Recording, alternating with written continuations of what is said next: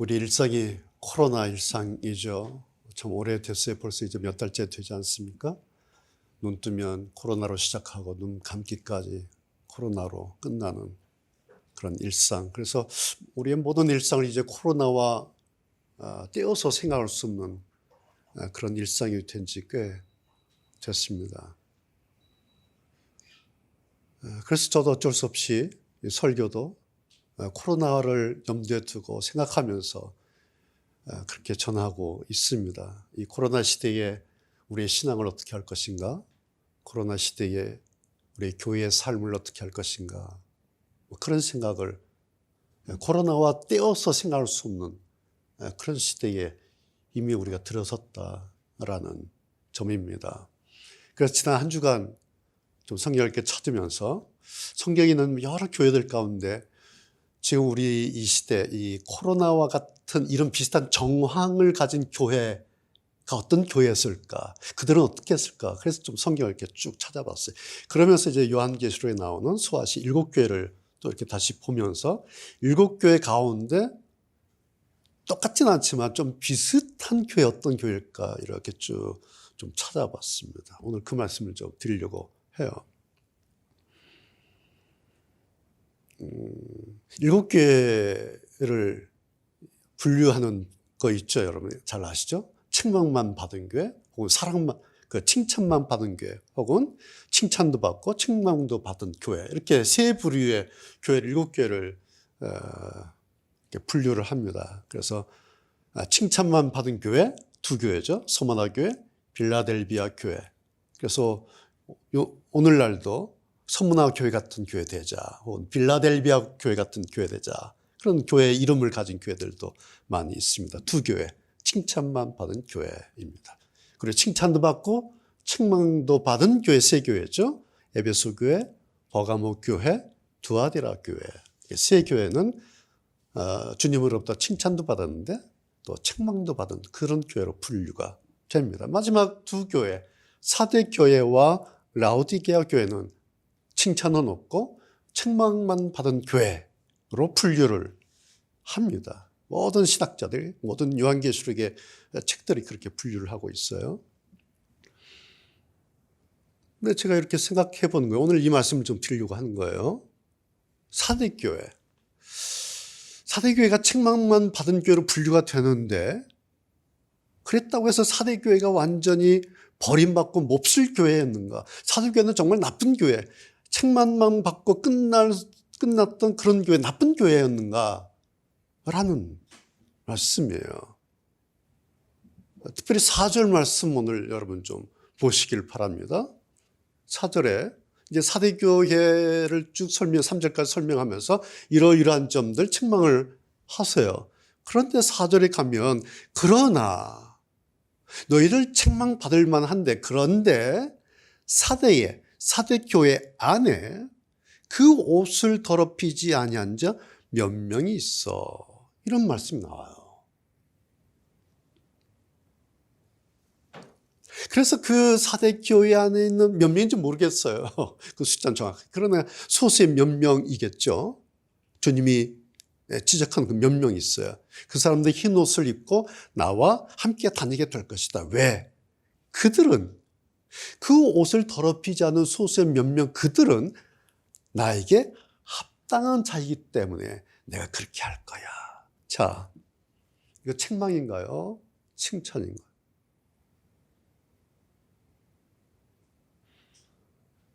여러분, 사대교회를 뭉뚱그려서 책망만 받은 교회라고 말하기에는 무리수가 좀 있다는 말씀이에요. 왜? 그 옷을 더럽히지 않은 몇 명이 있고 예수님께서 칭찬을 하셨어요. 그들은 나에게 합당한 자다. 결코 이건 책망이 아니죠.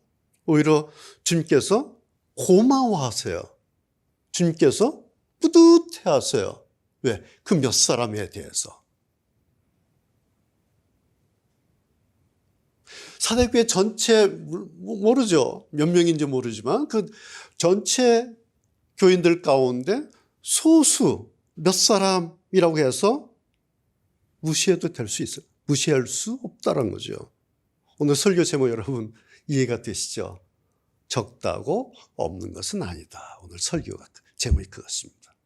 수습 몇 명 있다고? 없어. 그래서 사도교회는 그냥 책망받고 끝난 교회야 라고 말할 수 없다 라는 거예요. 저는 그래서 왜 신학자들이 사도교회를 이렇게 분류를 했을까? 저는 정말 이해가 안 가요. 왜 사도교회를 책망만 받고 끝난 교회로 이렇게 분류했지? 여기 주님의 칭찬이 있는데 그 몇 사람?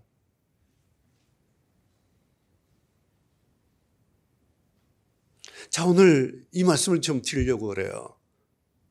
사도교회 안에 있는 이 몇 사람, 옷을 더럽히지 않고 흰 옷을 입게 되고 주님께 합당한 자로 여김을 받게 된 그 원인이 뭘까? 이제 우리가 다시 확인할 일은 이거죠. 어떻게 해서 대부분 다 책망만 받고 끝났는데 몇 사람, 그 사람들은 주님께 합당한 사람이라고 칭찬받은 그 원인이 뭘까요? 지난주 말씀 여러분 이렇게 떠올리셔야 돼요. 지난주 말씀, 이제 코로나 시대를 이야기하면서 포스트 코로나, 자기 선택의 시대다 그랬죠. 이게 답이에요. 그 몇 사람이 예수님께 합당한 자로 여김받은 원인은 그 몇 사람 자기들이 그렇게 한 것이다라는 거예요. 자기들이 그렇게 주님께 칭찬받도록 선택하고 그래서 그것이 자기들의 결과물, 그 옷을 더럽히지 아니한 것은 그 사람들의 결과물이었다라는 말씀이에요. 사도교회 대다수 사람들과 그리고 소수의 몇 명의 이 사람들, 여러분 같은 교회 교인들이에요. 같은 시대에 살았어요. 로마 제국의 통치 아래 같은 환경 속에 있었던 똑같은 시대 사람들, 같은 교인들이었어요. 환경도 같았고요. 시대도 같았고 조건도 같았습니다. 다만 차이가 있다면 각자 무엇을 어떻게 선택했는가, 여기에 따라서 대다수가 되기도 했고 몇 명이 되기도 했다라는 이 말씀이에요. 자, 그렇다면 사도교회 대부분의 사람들이 선택한 건 뭡니까? 1절, 2절, 3절이에요. 그게 사도교회 대부분의 사람들 98%라고 합시다. 그리고 소수 2%라고 그냥 상징적으로 이렇게 얘기해요. 98% 사도교회 대부분의 사람들이 선택한 거 1절 뭡니까? 너희들 살았다 이름은 가졌는데 실상은 죽은 자야. 무슨 뜻이에요? 과거에 굉장히 좋았어 너희들. 그런데 과거에 좋았던 그 행위들 너희들 다 포기했잖아. 그래서 그거 없어졌어. 그래서 실상은 죽은 것과 같아. 2절 두 번째. 네 행위에 온전한 것을 내가 찾지 못하겠다라는 거예요. 뭘까요? 과거에는 예전에는 굉장히 좋은 온전했던 믿음의 행위들이 있었는데 지금 보니 없어. 내가 너희들의 온전했던 그 행위들, 믿음들 내가 전혀 찾을 수가 없어. 2절에. 대다수 사도교회 교인들이 그렇게 했다라는 얘기야. 3절. 내가 너희들 보니 그렇게 많이 듣고 그렇게 많은 은혜를 받았는데 너희들에게서 어떻게 받았는지, 어떻게 들었는지 눈 뜨고 봐도 그 흔적이 없다. 이 말씀을 하시는 거예요. 어떻게 받았는지, 어떻게 들었는지 흔적이 없다. 무슨 뜻이겠어요? 예전에 받았던 그 믿음, 그 은혜 다 휘발성, 다 날아갔다는 얘기예요. 1절, 2절, 3절 이것이 사도교회 98% 대부분의 사람들이 선택했던 거예요. 그런데 예수님 참 고맙고 감사한 거 있죠? 심판하고 끝난 것이 아니라 그 다음에 무슨 말씀하여요? 그런데 너희들 그것을 다시 생각해봐. 다시 지키고 그리고 잘못된 거, 벗어난 거, 비껴간 거 회개하라 라고 주문을 하십니다. 생각하고 지키어 회개하라. 그러니까 98% 사대교회 교인들 대부분이 책망받았는데 예수님께서 책망하시 끝난 게 아니라 여지를 조금 열어놓으셨어요. 개선의 여지, 회복의 여지. 뭐예요? 어디서 그렇게 됐는지, 왜 그렇게 됐는지 생각해봐. 그리고 다시 챙겨. 그리고 잘못된 거 회개하라. 그러면 회복된다. 자, 여러분, 이게 그냥 책망하고 끝낸 교회입니까? 저는 왜 이렇게 그렇게 구분을 했는지, 사대교회 책망하고 끝난 교회 왜 이렇게 했는지 참 저는 사실 받아들이기가 좀 어렵습니다. 지적은 하셨는데 여지를 열어놓으셨잖아요. 그렇죠? 자, 지난주 말씀드리면서 신앙의 방향성에 대해서 말씀을 드렸는데 여러분 기억나십니까? 하나님 쪽으로 방향을 잡고 하나님과 나의 간격을 좁혀가는 것, 그것이 신앙이다. 그래서 그 방향성 이렇게 잘 챙겨봅시다. 그러다가 우리가 아이고 내가 놓쳤구나 할 수가 있잖아요. 그럼 이제 극복하고 개선해야죠. 어떻게? 방법, 말씀과 기도로. 기억나시죠? 그때 그 말씀 무슨 말씀이라고 그랬어요? 새로운 말씀. 자, 이제 결심하고 오늘부터 내가 창세기부터 시작할 거야. 그렇게 하시지 말라 그랬죠. 어떻게? 예전에 들었던 말씀, 예전에 들으면서 메모했던, 노트했던 말씀 다시 보면서 이 말씀 들었는데, 이때 내가 이런 결심했는데 이건 놓치고 살았구나. 예전의 말씀, 기억나는 말씀, 묵상했던 말씀, 암송하는 말씀, 그 말씀 가지고 다시 회복하면 될 수 있다. 그것이 지난주 말씀드렸던 신앙의 방향성에 대한 말씀이었습니다. 마치 예수님께서 사대교회 대부분의 사람들 세 가지를 지적하시면서 그럼에도 불구하고 방법이 있다. 첫 번째 생각하고 그것을 다시 챙기고 그리고 회개하면 돼 라고 여지를 열어놓은 것. 그렇죠? 그러니까 3절까지의 1절, 2절, 3절까지의 말씀은 겉으로 보면 책망 같아요. 사대교회 잘못했으니까. 그런데 사실은 그 안에 다시 어떤 아주 구체적인 기회가 있고 구체적인 방법을 예수님께서 제시해 주셨다 생각하고, 뭘요? 내가 어떻게 받았지? 내가 어떤 은혜를 받았지? 내가 어떤 말씀을 들었지? 기억이 안 나면 어떻게 하면 돼요? 노트 열어보면 되죠. 뭐. 성경 열어보면 성경 줄친 데 있잖아요. 메모한 거 있잖아요. 이때 이런 말씀 들었지. 이때 이런 은혜를 받았지. 다 있죠. 그걸 생각한다는 게 왜? 그렇게 하는 예전에 노트 열어보고 성경 열어보는 그건 뭐예요? 그게 하나님 쪽으로 방향 잡는 거예요. 우리가 그냥 뭐 길거리하면서 하나님 하면서 이렇게 잡는 게 아니라 예전에 그 들춰보는 거, 책상에서 내 노트 열어보는 거, 그것이 하나님 쪽으로 방향을 잡는 거예요. 그것을 생각하라, 지켜라, 회개하라. 여러분 유진 피터슨 목사님 잘 아시죠? 책도 많이 읽으시고 저도 굉장히 좋아하는 목사님 가운데 한 분이고 책도 거의 대부분을 유진 피터슨 목사님 책을 읽었는데 이분이 2018년 85세로 이제 세상을 떠나셨는데요.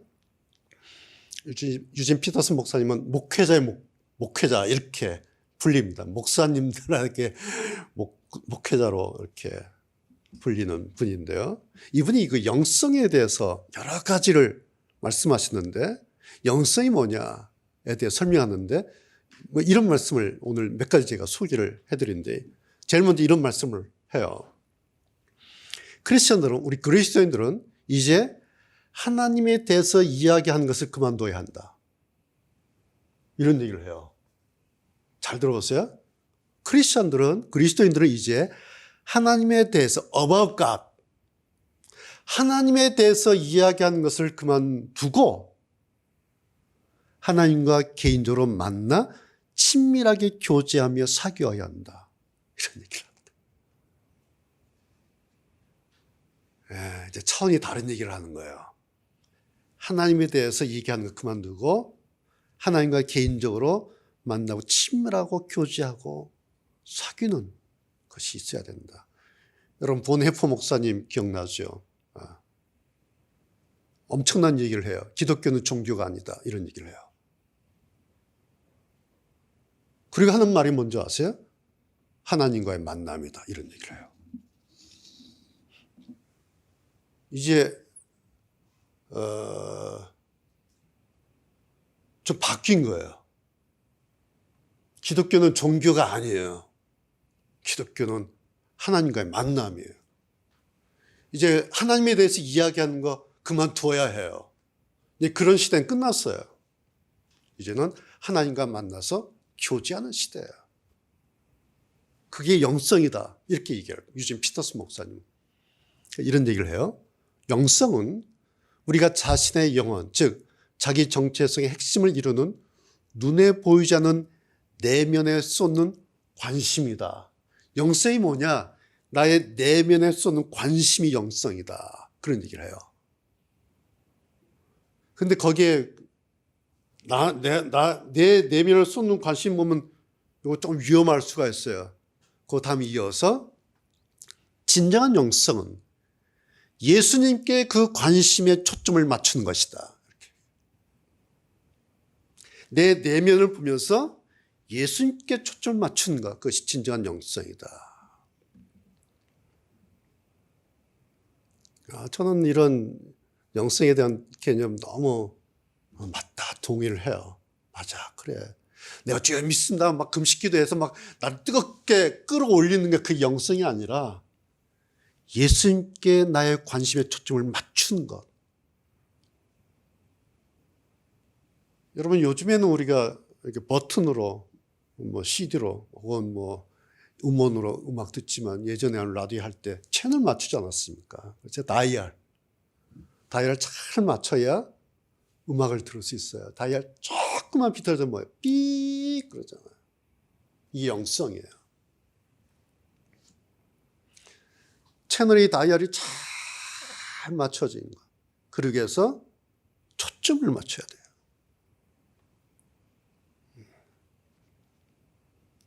그 다음에 피터스 목사님이 한 가지 구체적인 말씀을 더 하세요. 이런 말씀. 크리스찬들이 아름다운 영성적인 삶을 살기 위해서는 하나님의 말씀을 듣는 훈련을 해야 한다. 새로운 말씀은 아니죠. 하나님의 말씀을 듣는 훈련을 해야 한다. 그 다음 이제 마지막 인용이에요. 우리는 하나님의 말씀하시는 것을 들어야 한다. 귀를 기울여 말씀을 듣는 것이 바로 영성이다. 귀를 기울여 말씀을 듣는 것이 영성이다. 그래서 진정한 기독교 영성은 하나님께서 우리를 부르시고 치료하시고 용서하신다는 것을 들음으로써 시작된다. 그렇게 했어요. 다시요. 우리는 하나님이 말씀하신 것을 들어야 하는데 귀를 기울여서 말씀을 듣는 것이 영성이다. 진정한 기독교 영성은 하나님께서 우리를 부르시고 치료하시고 용서하신다는 것을 들음으로써 시작된다. 오늘 제가 피터스 목사님의 이런 영성에 대한 개념을 말씀드리는 이유가 오늘 사대교회 때문에 그렇습니다. 사대교회 대부분의 신자들이 자기들의 옛 행위들을 잃어버렸다고 그랬죠. 온전했던 좋았던 그 믿음의 흔적들 그거 다 날려버렸나 봐요. 과거 사도들로부터 복음 전도자들로부터 들었던 그 말씀 그것을 어떻게 바꿔 들었는지 그 흔적조차 없이 다 날려버리고 말았어요.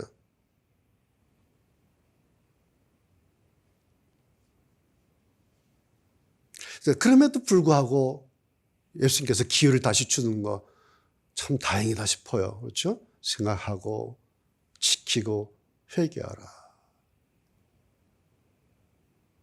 그러면서 단서 또 하나 다셨죠. 그런데 만약 이 마지막 기회에 그러지 않으면 내가 도적같이 임할 것이다. 무슨 뜻이겠어요? 깨끗이 쓸어버리겠다. 그러면 그때는 이제 끝이다. 그래서 마지막 기회를 사대교회 대부분의 교인들에게 다시 한번 기회를 주신 겁니다. 터키 갔다 오신 분 다 보셨겠지만 그 소아시아 7교회 지역 가보시면 똑같잖아요. 그냥 돌무더기만 있어요. 교회 터다. 돌무더기만 있고 기둥 2개만 서 있어요. 그런데 저도 가서 보면 과연 성경에 나오는 그 교회가 이 돌무더기가? 그런 생각이 많이 들어요. 왜냐하면 그 지역이 이슬람 지역이잖아요. 그 사람들이 그렇게 신경 쓰지 않아요. 그냥 돌무더기 있으면 관광 상품이야, 이게. 그래서 가보면 별로 감동이 없어요. 감흥이 없어요. 그런가 보다. 이 돌무더기나 저 돌무더기나 똑같아요. 가보면. 제가 8월 달에 갔는데요. 10일 동안 동쪽에서부터 서쪽 가면서 터키에서 여행하면서 7개를 이렇게 가는 거예요. 나중에 너무 똑같으니까 지겨운 거예요. 날은 덥지, 45도. 그러니까 이제 가이드가 자, 어느 교회 왔습니다. 내리세요. 그러면 내리세요. 가서 사진 찍고 오세요. 그래요. 내려봐야 똑같아요.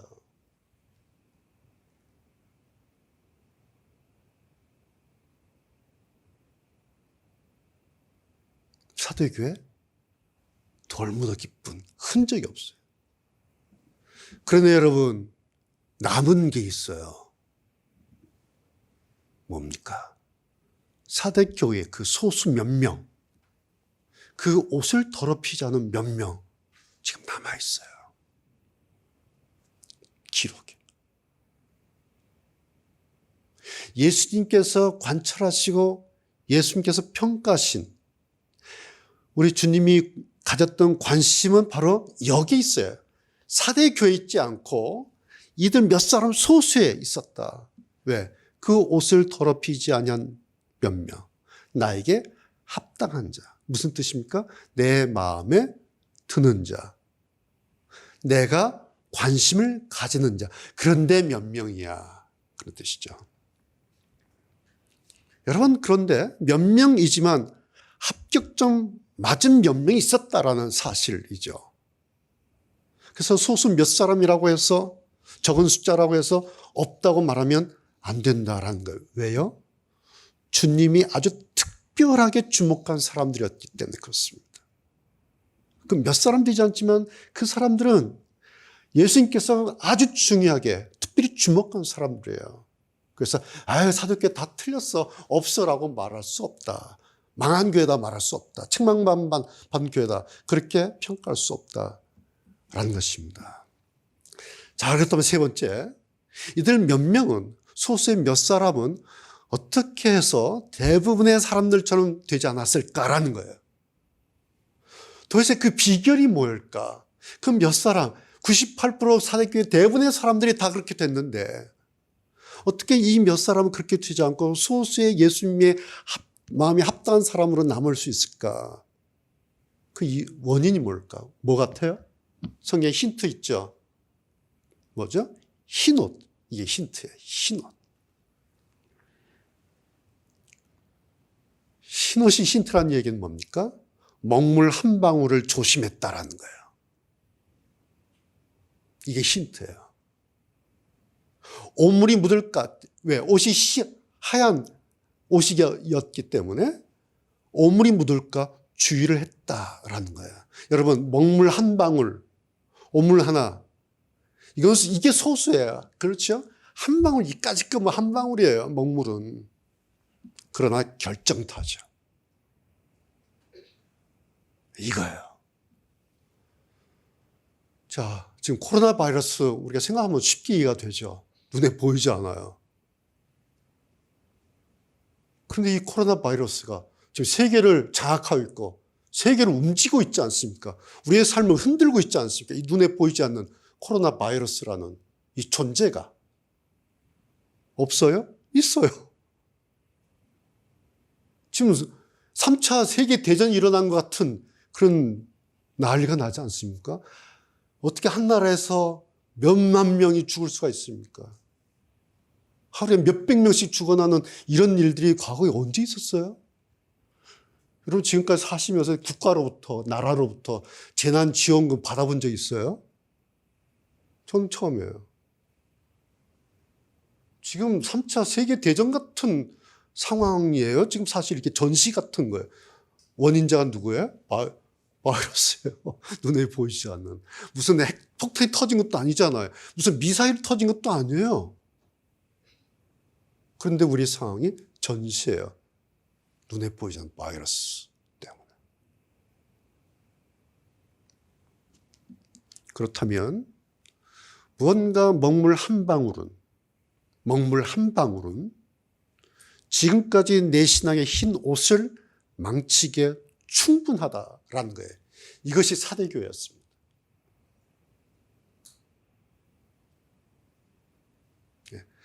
사대교회 98% 대다수의 교인들이 예수님께 책망받았던 그쪽 부류로 분류됐던 그 이유가 먹물 한 방울 때문에. 반면에 이쪽에 2% 소수의 몇 사람 예수님께 합당한 자라고 인정받았던 칭찬받았던 이들이 그렇게 된 원인은 먹물 한 방울 조심했기 때문에. 우리가 들어오면서 손수대하고 막 난리지 않습니까? 왜? 바이러스 막으려고. 그 사람들. 성도 여러분, 이제 어떻게 해야 할 것이냐 이거예요. 답은 각자 선택해야 하는 시대다라는 거예요.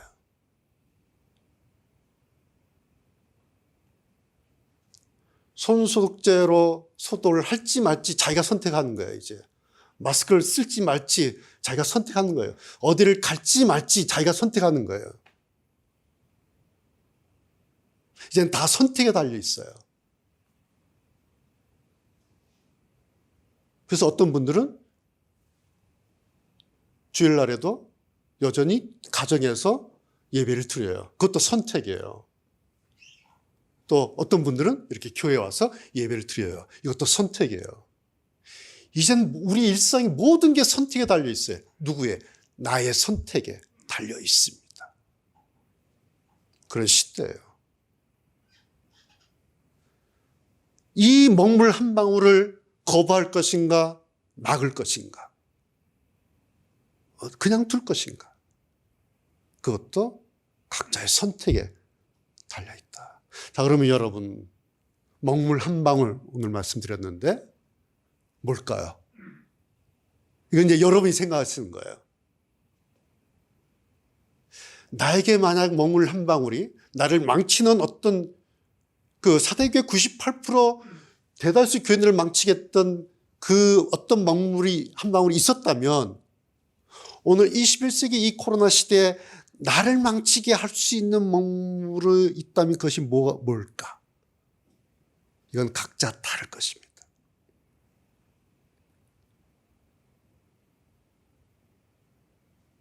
만약에 예전에 칭찬받을 만했고 이 정도면 그래도 괜찮지 라고 자신했던 부분이 만약에 어느 정도 잘 유지되고 있지 않다면 뭐지?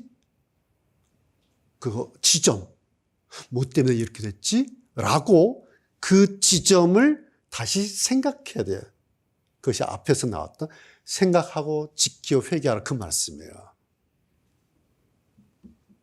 그 지점을 생각해야 돼요. 나의 먹물이 뭘까? 다시 확인해 드립니다.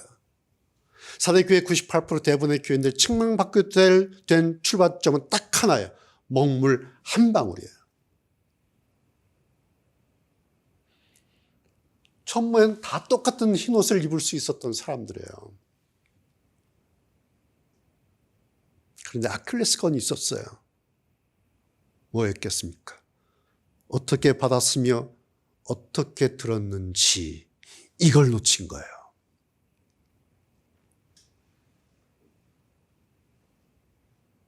그 지점을 그래서 다시 생각하라. 그 지점을 생각한 그것이 치료와 회복의 메스를 되는 부분이다. 그 말씀입니다.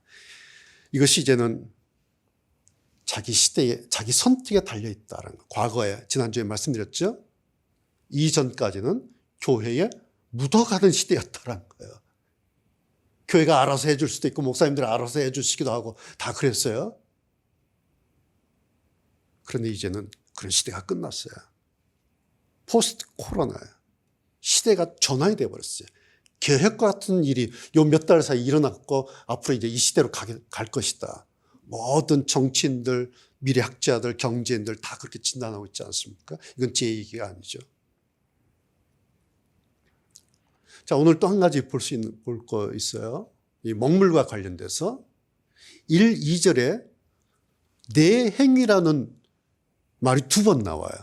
네 행위, 행위란 말이. 여러분 무슨 뜻이겠어요? 사람이 이상해졌다 그런 거예요. 행위가 달라지면 사람들이 그러죠. 저 사람 왜 그래? 그런 말 하잖아요.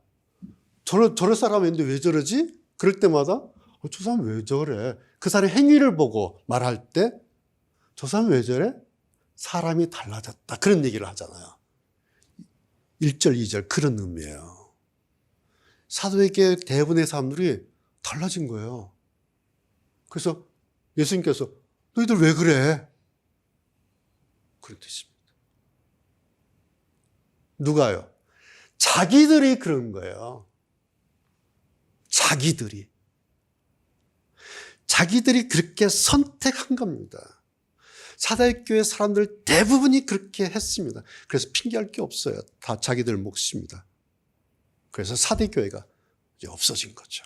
그런데 이 소수의 몇 명, 그 옷을 더럽히지 않고 주님에게 합당하다라고 인정받는 이 사람들은 오늘 우리들에게 남아있고 기억되어 있고, 그래, 가능성 있지. 이 사람들처럼 나도 이렇게 살아야지. 라고 계속해서 이 소수의 몇 명이 오늘도 우리에게 말씀을 도전을 하고 권면하면서 격려하면서 우리도 버텼어요. 당신들도 그렇게 하세요라고 오늘 우리에게 계속 살아있는 듯 말씀하고 있지 않습니까? 없어진 사대교회 명부에 여전히 문명의 성도 몇 사람 이렇게 남아 있는 겁니다. 적다고, 그 사람 숫자가 적다고 없는 것이 아닙니다.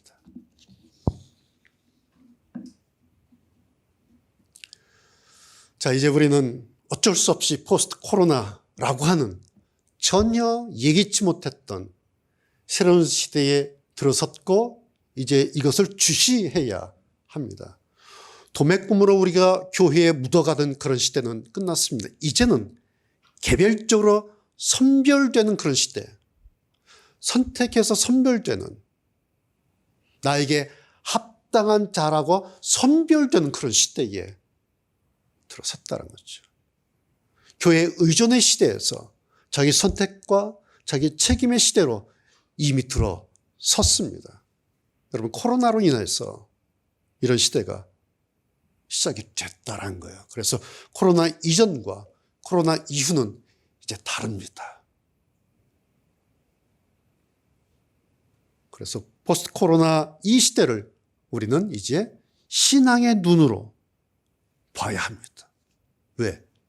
전시 시대이기 때문에. 전쟁과 같은 적을 봐야 하고 적을 알아야 우리가 이 시대에 살아남을 수가 있습니다. 그렇다 여러분, 겁을 먹거나 우려할 필요는 없어요. 사대교회 비록 적은 숫자의 사람들이지만 남은 자들 있지 않았습니까? 남은 자들. 거기에. 모두들 끝까지 먹물 한 방울 그러고 살 때 아니야. 그러고 살았던 사람 몇 사람 있어요. 그들이 남았어요. 그리고 그들이 남은 그들이 2000년 지난 오늘까지 우리에게 계속해서 살아있듯 말씀하고 있는 겁니다. 여러분, 우울할 일이 아니에요. 겁먹을 필요 아니에요. 그런 일이 아니에요. 어쩌지? 그런 일이 아니에요. 가능성이 있구나. 세상에 어떻게 쓰면 2000년 지났는데 오늘까지 우리에게 살아있는 듯 우리에게 권면하고 도전할까? 가능성이 있구나. 오히려 용기를 얻을 수 있는 그런 시대입니다. 한 가지. 지금까지 받고 들은 말씀과 지금까지 내가 받은 하나님의 은혜로 자기들 흰 옷에 먹물 한 방울 튀는 거 조심하고. 그렇죠? 지금 코로나 시대에 우리가 할 게 뭐가 있어요? 주의하는 거잖아요. 조심하는 거. 사람 만나는 거 조심하고 어디 가는 거 조심하고 손 씻는 거 매사 조심. 그러니까 얼마나 불편합니까? 그런데 불편한데 조심하면 건강이 유지가 돼요. 조심하지 않고 여기저기 다니면 확진 판정 나는 거죠. 2주 더 불편해지는 거죠. 방법이 뭐 있겠습니까? 내 옷에 먹물 한 방울 튄 것 조심하고 주의하고 또 살피고 또 살피고 하면서 그들은 자기를 그 로마 제국의 통치 아래 있는 그 무섭던 시대에 자기들을 지켜낸 겁니다. 누가 그런 거예요?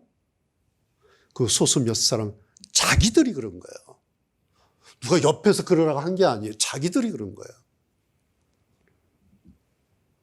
그럼 바로 이런 사람들이 하나님의 마음으로 움직이는 사람들입니다. 정말 소수 몇 사람이라 그랬으니까 적은 숫자였을 거예요. 그랬다고 해서 그 사대교회가 없어졌다고 해서 그런 사람이 없었던 것은 아니다 라는 말씀이에요. 여러분, 오늘 제가 이 말씀 드리는데 결코 오해가 없으시길 바랍니다. 자, 이런 말씀 드린다고 해서 저나 우리 교회 성도들이 우리가 특별하다거나 무언가를 잘한다 그런 말 결코 아니죠. 우리 똑같아요. 그렇죠? 똑같아요. 다만 예전과는 많이 달라지게 될 이 코로나 시대에 우리가 신앙으로 어떻게 할 것인가. 오늘 이 말씀을 다시 여러분에게 확인해드리며 강조해드리는 그런 말씀입니다. 두려워하자는 말씀 아니에요. 너무 긴장돼서 경직되자 그런 말씀 결코 아니에요. 다만 오늘 내가 살고 있는 이 때를 알아야 된다. 지금 이 시대를, 이 변화된 이 시대를 다시 알아야 된다. 그리고 이 시대를 영적인 눈으로 볼 줄 알아야 한다. 그 말씀 오늘 다시 여러분에게 드린 겁니다. 베드로 사도가 근신하라 깨어라 이렇게 권면했어요. 그 말씀할 때 어느 시대였는지 여러분 아시죠? 로마 제국, 세계를 장악하고 세계를 움직이고 있었던 로마 제국 시대에 사도 베드로가 교인들에게 편지하면서 했던 말씀이 근신하라 깨어라. 사실은 이렇게 말씀을 해야 돼요. 로마 제국 핍박했으니까 잘 숨어라, 꼭꼭 숨어라, 안 보이게 숨어 이렇게 편지했어야 돼요. 안 숨으면 죽는다, 잡히면 죽는다, 통으로 숨든지 어디에 숨든지 머리카락 보이지 않도록 잘 숨어라 이렇게 편지해야 되는데 베드로가 그렇게 편지하지 않고요. 근신하라 깨어라 그렇게 편지한 거예요. 당신은 로마 제국이 세계를 장악했다면 지금은 코로나가 이 세계를 장악하고 있지 않습니까? 그렇다면 우리가 어떤 생각을 해야 될 것인가, 어떤 마음을 가져야 될 것인가 똑같습니다. 그래야 소망이 생깁니다. 여러분 기억나시나요? 제가 요한계시록 책을 쓰면서 사도교회 한 챕터 썼죠. 제목 여러분 그때 제목이 사도교회 제 책의 제목이 책망도 사랑이다. 이 제목이에요. 책망하셨잖아요. 그런데 사랑이에요. 남았잖아요. 책망도 사랑인 이 예수님의 마음을 우리가 알아야 돼요. 사대교회의 어떤 부분을 예수님께서 책망하셨어요. 3가지 책망하셨어요. 근데 그 까닭은 예수님께서 사대교회를 책망하신 까닭은 책망을 하기 위해서가 아니었다는 거예요. 예수님의 기대치 때문에 이랬으면 좋겠다. 너희들 잘했는데 다시 나 그거 보고 싶어. 그리고 봐. 몇 사람이지만은 자기 옷 더럽히지 않고 나한테 합당한 사람이 있잖아. 너희들 봐. 나 다 그렇게 되기를 원해. 책망하셨는데 사실은 사랑이었다. 그래서 그때 제목이 책망도 사랑이다. 여러분 사도교회를 향한 주님의 애타는 그 마음 그게 사랑이에요. 왜 그런지 아세요?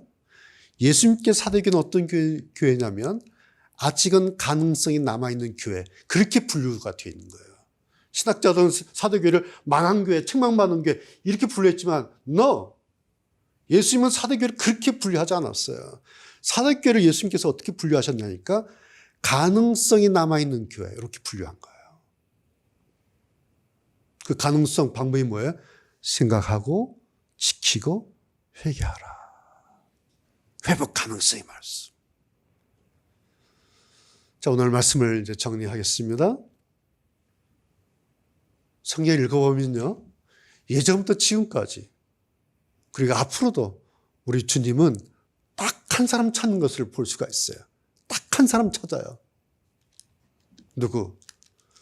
어디 나한테 합당한 자 없는가? 나한테 합당한 자 어디 없나?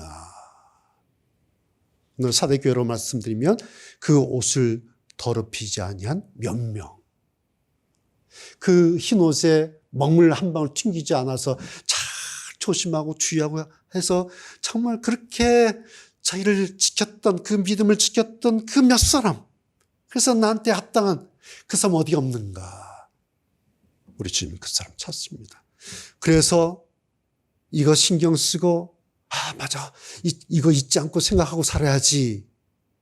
라는 사람이 지난주 말씀드렸던 하나님 마음애로 움직이는 사람들이다. 라는 거예요. 이렇게 살아가는 사람들이 적을 수 있어요. 모르죠. 적을 수 있다고 해서 없는 것은 아니에요. 있어요. 그래서 그 그룹에 들면 사람들이 돼요. 하나님의 마음으로 움직이는 사람들. 자, 여러분 저나 우리가 어느 쪽에 속해야 될지 답은 뻔하지 않습니까? 이제는 자기 선택의 시대예요. 자기 결정의 시대예요. 우리가 이 시대에 이미 들어서 버렸어요. 오늘 결론은 6절이에요. 귀 있는 자는 성령이 교회들에게 하시는 말씀을 들을지어다. 코로나 이 시대에 귀 있는 자는 성령이 교회들에게, 교회 안에 있는 그리스도인들에게 하시는 말씀을 들을지어다. 이것이 코로나 시대 오늘 우리에게 주시는 하나님의 메시지입니다. 기도하시겠습니다.